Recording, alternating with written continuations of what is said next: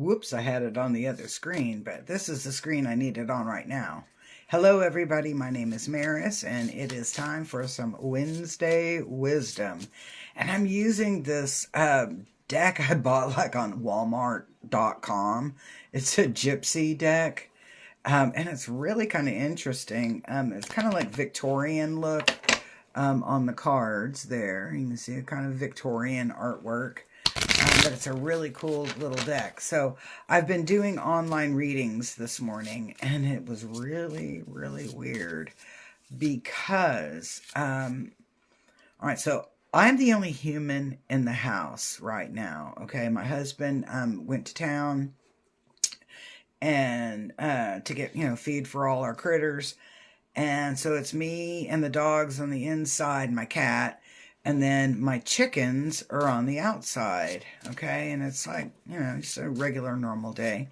And I'm doing a reading, and I keep hearing something out. And I assumed that my husband has come home and taken care of the dog food, filled up the dog food,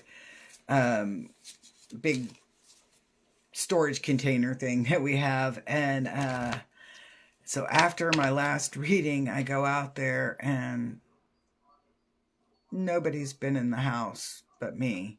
And it's not the first time. Sometimes I'll hear a cough and they'll go, oh, maybe it was one of the dogs. And I'm like, my dogs don't cough like humans. As much as I would love to say that they do, they don't. And sometimes my keys, I'll be looking for my keys, and I'll come back to where I started and, looking for my keys, and boom, my keys are sitting there on the, on the counter or on my desk. Different things like that. But yeah, I hear a lot of the coughing. I'll hear a cough, cough, cough.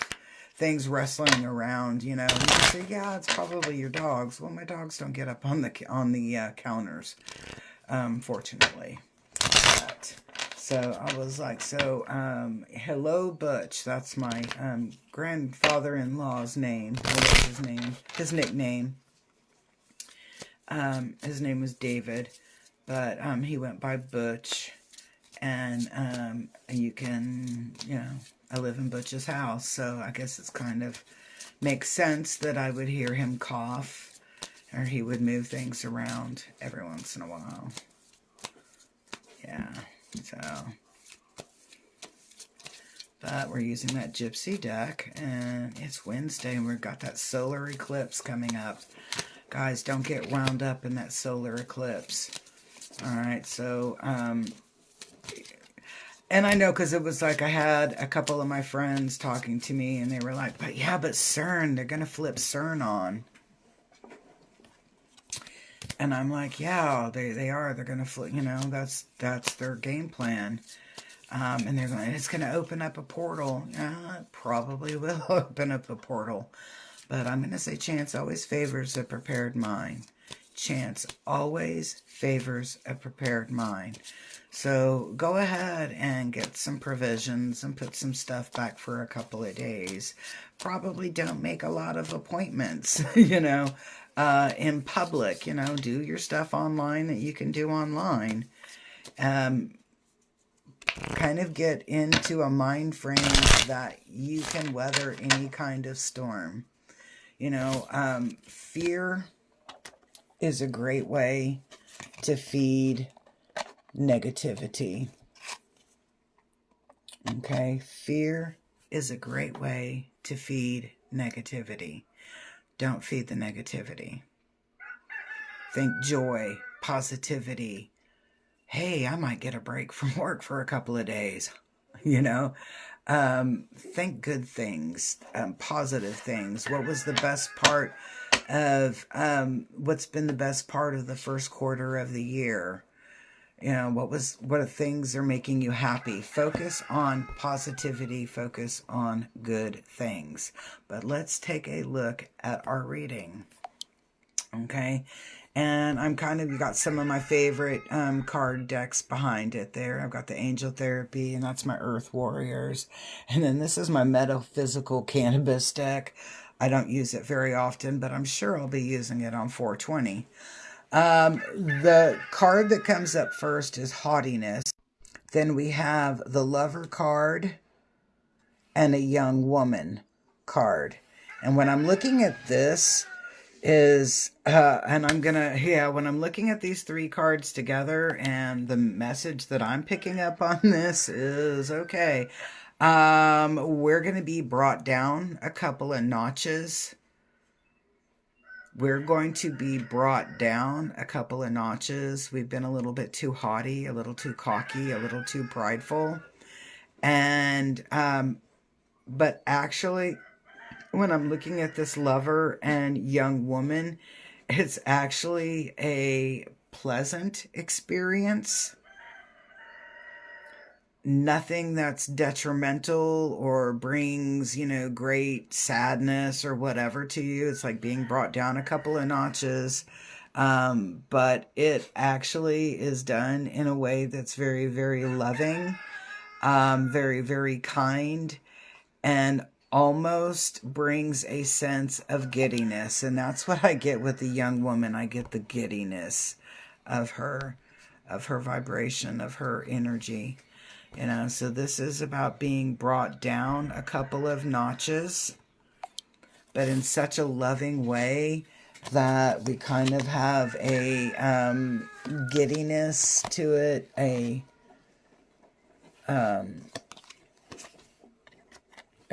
like a giddiness to it. Okay, all right, so, all right, now the next line, okay, is a little different. It's got a little bit more of a different kind of energy to it. We've got pleasure seekers upside down, service upside down, and then soldier upside down. And so this is about people that like to take advantage of you, and you feel super obligated to them. And it's getting to a point that you are, I'm going to say you've got battle fatigue with this group of friends. They're kind of wearing you out. It's kind of like you're on New Year's Eve, you're the only one who's ready to go to bed at 12:15 a.m. And they all want to party and keep going on and on and on, and you're tired. You just want to go to bed. You've had a long day. Maybe you've had a long year, right? And you want to wake up the next day refreshed. But everybody wants to keep partying with you. Everybody wants to keep partying with you. Now, what I find to be kind of interesting is this card right here, and it is the widower deck, okay, or the widower card, and it's upside down. And then we have falseness upside down, and then we have hope at the end, right side up. And let me make that a little bit bigger for you. So when I'm looking at these three cards together, what I'm seeing is that you're going to finally have the gumption, and I'm going to use the word gumption, to get up and leave that party. It's not you. It's not who you are. It's not what you do. And it is a very cathartic departure from that group, from that scenario. And you actually have a huge sense of relief, a huge sense of relief. So it's kind of like the party's over. The analogy is that you wake up and you see how trashy people can leave things, and you're just relieved that everybody is gone. You are relieved that everybody is gone. Okay, and what's our next line? Do we have, where are we going with all of this? What's it going to take us to? Caught them. That was pretty cool. Hold on.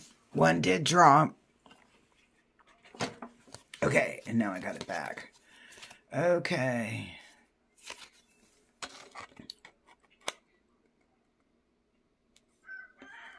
Huh. Okay.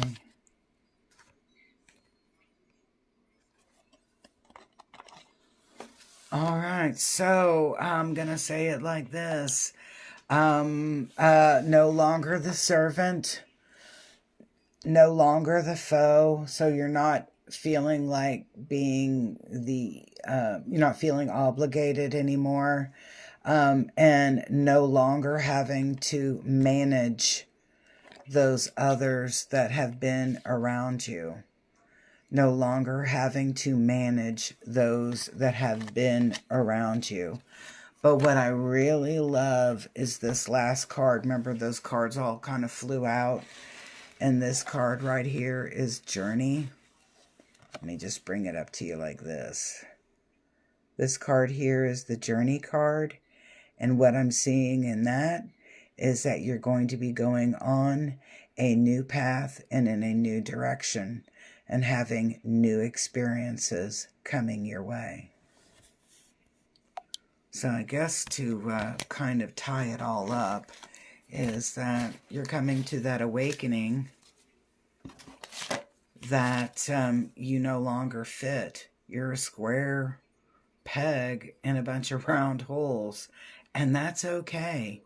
It's okay to say that you no longer fit and that you are now ready to leave that scene and create new